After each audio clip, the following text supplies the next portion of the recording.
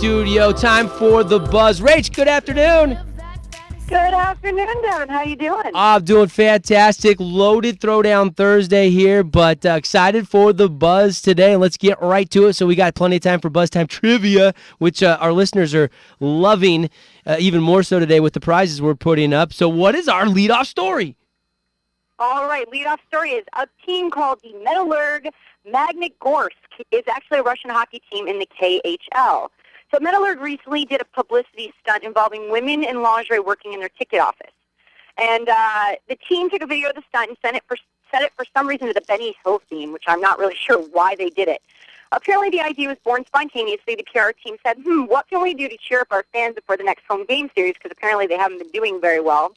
They spent the night casting among nightclub dancers, and 3 were offered the job at the box office for 3 days of literally just walking around in their bra and underwear selling tickets. For the actual move, they did actually sell more tickets, but all they did was get a lot of men into trouble with their wives that walked in to buy tickets with them. They actually had more empty seats than normal, but they did sell more tickets. Because the wives were like, you're not going to that game. That's where the lingerie ticket holders are. Exactly. It's a pretty funny ploy and just kind of, they still made the money, so I guess it doesn't matter now, does it? Yeah, I guess we could say sex doesn't always sell like it's supposed to. I don't know. Next story, what do we got next?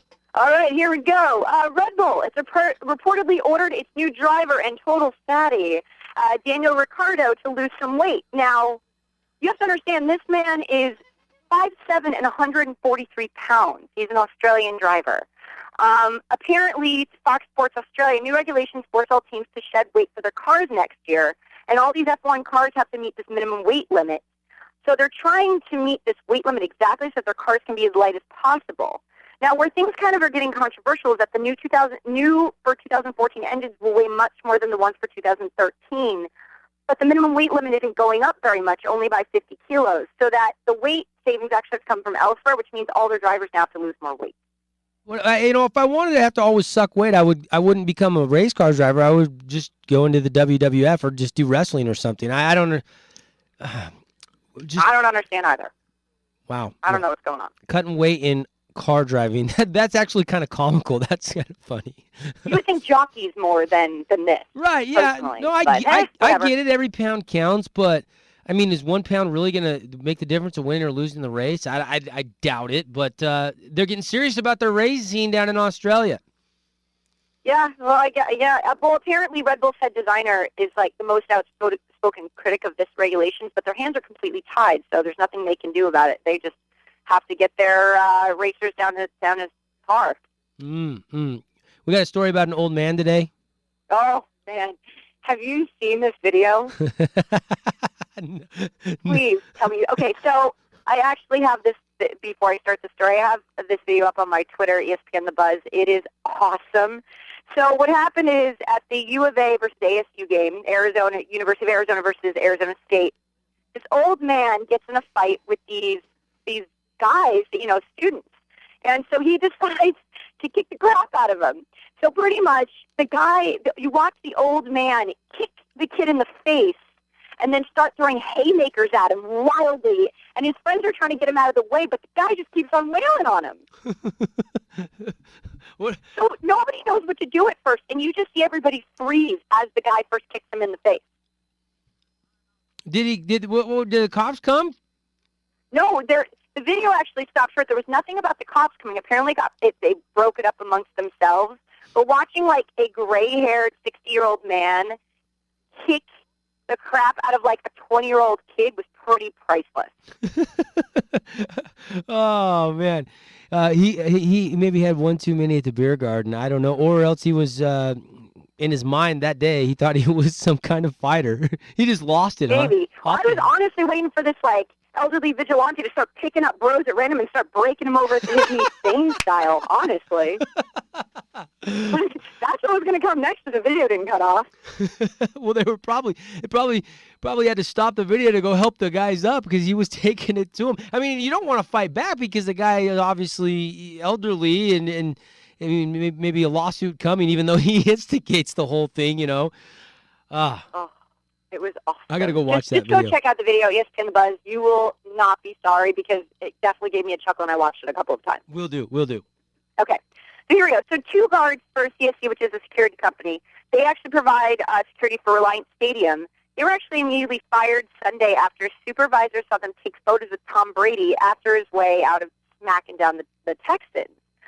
So one of the guards, who's actually using this photo as his Twitter avatar now, says it's not a big deal because he was already done with work for the day and on his way to clock out. And the other guard actually says taking photos of athletes is par for the course. So they're saying what they say and what they practice are two different things, and that what they normally see is, whether it be the security guards or the stadium, is that taking pictures with, for employees and asking autographs from players is kind of par for the course. So they're not really sure why they got fired, and they're fighting it, but it's kind of a weird situation because you would think security guards would be allowed to do that when they're already practically off the clock anyway. Well, at least it was Tom Brady. I mean, if you're going to get fired, at least you got a picture with the bona fide superstar, I guess. Yeah, and you could, exactly. So it could have been like someone random. So I guess, at least they got that going for them. So, all right, here we go. So England was playing Germany. This is a usual, little animal story. So I don't know how these animals are getting on the field, first of all, in all these different games, but apparently England was playing Germany during what looked like a field hockey tournament. I really couldn't tell what sport it was. It was some oddball European sport. I think it was field hockey. Could have been cricket. Not sure. Anyway, they were playing in the middle of the Argentina World League final, and all of a sudden this dog just runs on the course. So you expect when an animal runs on the course, it's going to kind of zip away from everybody, kind of stop the game for a while. Instead, it just lays down, starts wagging its tail, watching everybody. Players come over, start petting it. One of the people from the team literally just went over, picked the dog up, handed it to someone else, like a 60-pound dog, and carried it off the field, and the dog looked as happy as could be. Didn't even try to run away. It just wanted to be part of the action. Yeah, it just wanted to come play. It wanted to be petted. Yeah, that's all it wanted. It wanted some loving. At least nobody got bit. I wasn't sure where this story was going. Dog on the field. It could have been rabbit, rabies, dog biting. I wasn't sure. No, it was just it was apparently someone's pet just got out there and was the happiest could be being carried off. Oh, it's hard to press charges against a cute little dog. I just wanted to be part of the action. I know, it's pretty funny. So this story has been something that's been going around. I've been reading a lot about it. It's the bidding war for Tim Tebow. Have you been reading about this? No, what? I haven't seen this. Oh, this is great. So Tim Tebow, I think, is finally starting to realize his football career is over. Despite all the crappy quarterbacks and what's going on, nobody's been calling him this season. So because he's, charismatic on camera, he's a good-looking guy, there's apparently a fight for him to be a college football TV analyst next year between ESPN's new SEC network, CBS Sports, and Fox Sports. So they're all talking about how they will completely, make shows around him to get him there. They'll alter everything going on. And so his agent, after, college football is over and he's riding that, college football college coaching carousel, they've all these places have expressed interest. And so ESPN apparently already has a show set in place for him on that new SEC network. So they want to do this own version of College Game Day. And so they're talking to him about that. And then CBS Sports is willing to completely blow up its pregame show, making major changes. And then Fox is, going on talking about making an NFL/college football role. So I guess this is the most action Tim Tebow has seen now in a couple of years. I wonder how much the bidding war will get up to for Tim Tebow. He can make more than he did in his NFL career pretty quickly if they get into a bidding war.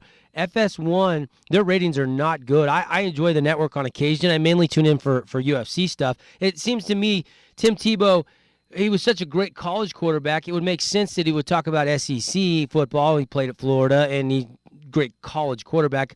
Breaking down NFL quarterbacks, you almost have to take it with a grain of salt because I don't know how much Tim Tebow, I'm sure he can articulate. Maybe he'd do great. I don't know. I wasn't sure how John Gruden would do in the booth, and I love Chucky. I think he's the best analyst in the league right now on Monday Night Football. I really do. I love his stuff.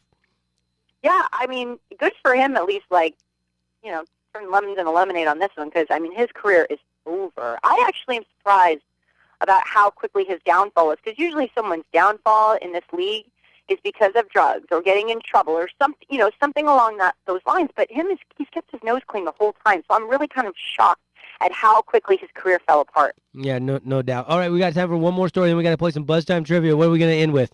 All right, here we go. So apparently the NBA right now, they're handing out these red card warnings to unruly fans. Did you hear about this? No, I didn't. Okay. So That's why you dig these stories, though, so I don't have to worry about it. And the card, they were given this card at the NBA game, and it says, you are being issued a warning that comments, gestures, and or behaviors that you have directed at players, coaches, game officials, and or other spectators constitute excessive verbal abuse and are in violation of the NBA Fan Code of Conduct, which I was not aware, by the way, that existed. This is the first and only warning that you will receive. If, after receiving this warning, you verbally abuse any player, coach, game official, or spectator, you will immediately be ejected from the arena without refund. So this is a brand new thing because I have friends who've gotten in trouble at games, and, there's tons of people who get drunk and unruly. But you know what? It's probably a good idea because sometimes sports fans really suck and need to be told to shut up. And so with this, at least they're given a warning before they get booted. Yeah, but at the same time, you're getting a warning before you've ever done anything, Yeah. I don't know. I think you know what? It's not a horrible idea. I mean, they can be pretty brutal. No, there's no question. There's no question. And I'm a guy that when I go to a game, I go with my kids. I was really nervous actually. Monday Night Football, Saints, Seahawks with my 9-year-old. I thought, oh boy, I hadn't been to a game up in Seattle for 2 seasons, and I was pleasantly surprised. Everybody was high-fiving them all in our section. Nobody was dropping any words, because everybody's having a few up there in Seattle. But it was good. And I know certain stadiums like Arizona, the Cardinals, they have a family section. But at the end of the day, you don't need to be cussing. You don't be yelling, degrading players, officials, or disrespecting other fans who are paying to be in attendance. There's just no question. Exactly. So there you go. So I think actually that's a really good step that they're taking. All right, Buzz Time trivia coming up. That is the Buzz. And lots to get to. Phone lines opened for contestants. Rach, what is our topic today? It's just an overall football quiz. If you know about your teams, if you know nicknames, if you know anything about any NFL team, call in because you got a shot at this. All right. NFL experts only. All right, let's go to our first contestant. What's your name? Hello? Hi, you're first up. Here we go. Here's your question. All right, here we go. Name the legendary National Football League star that was known as the Maestro of Mayhem. Maestro of Mayhem. Very, very famous player. What's that? He was a very famous player. Maestro of Mayhem. You know what I've ever I'll give you a before. clue. He played in the black and blue division. I'll give you a clue. You got 10 seconds. What's that, Devin? Yeah. What'd you say? He played in the black and blue division. Black and blue division. Oh. All right, Rachel, let's give another caller a chance. He doesn't even have a guess. 673-9398. We'll leave that question open. 673-9398. Do you know the answer to the previous question?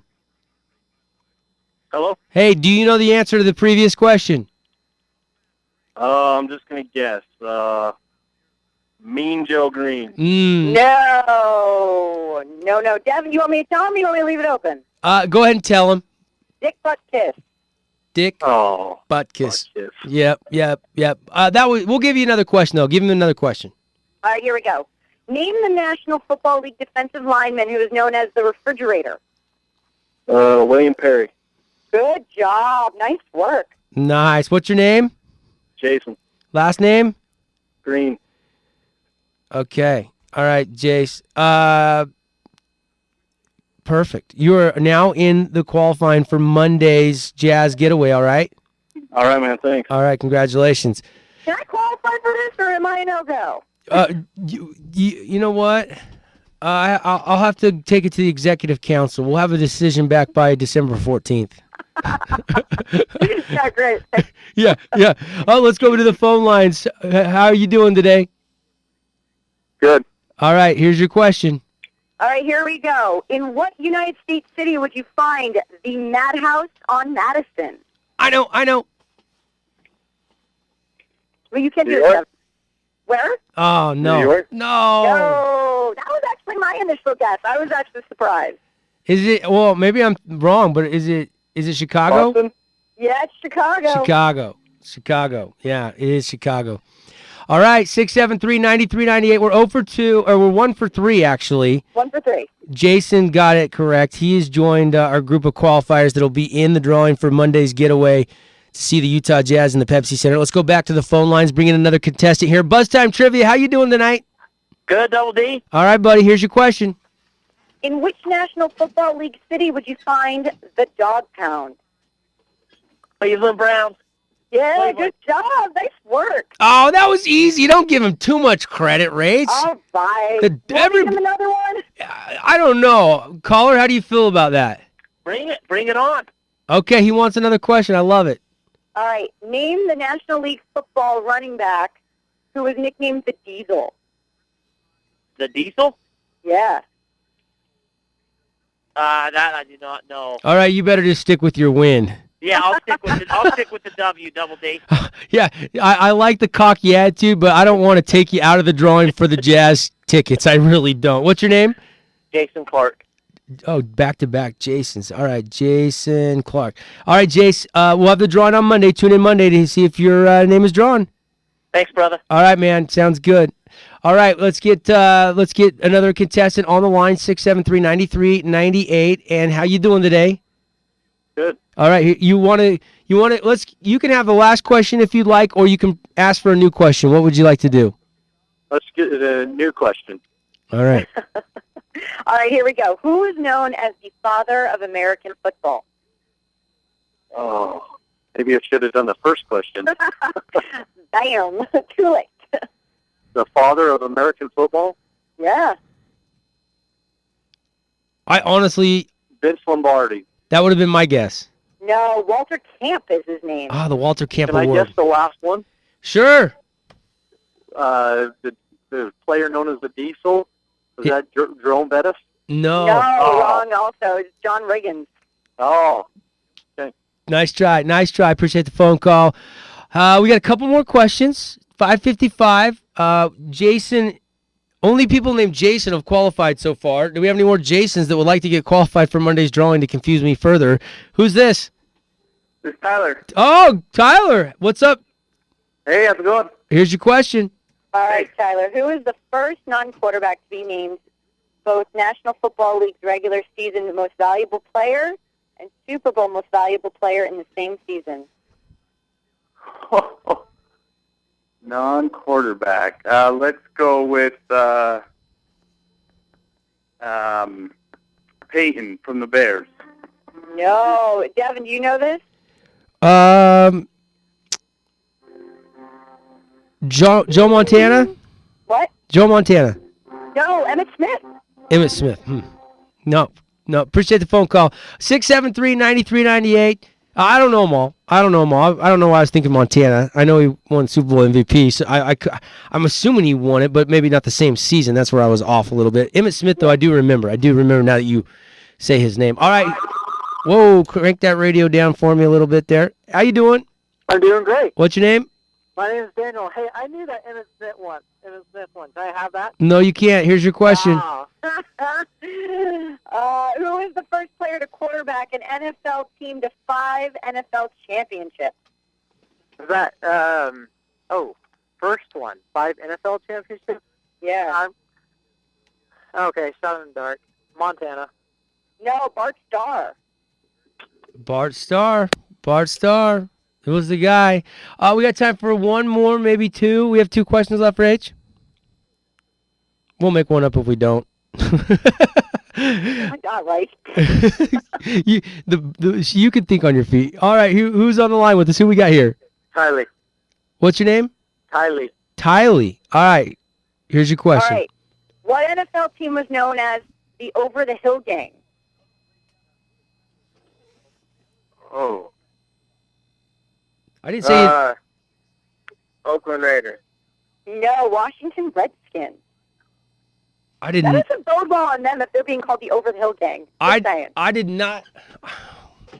Was that like Art Monk? And I'm trying to think which Redskins team that would have been. I don't remember that either. It must have been a while back. All right, let's keep the calls coming in. We got time for a couple more. We'll get to as many as we can. How are you? Hello? Hello. All right, Hello. here's your question. Who was the first special teams player to be named MVP in the Super Bowl? Oh. I'll say Merton Hanks. I don't know. Merton Hanks. Devin, do you know this? I'll take a guess. Are we running out of questions? No, we've got a couple more for sure. Did he win a Heisman? Herschel Walker. No, Desmond Howard. Desmond Howard. That's why I asked, did he win a Heisman? I was on to him. Thanks. I didn't answer. I just kept going. 5:59. We got time for one more quick call. We've got a loaded show today. Wrapping it up with some Buzz Time trivia.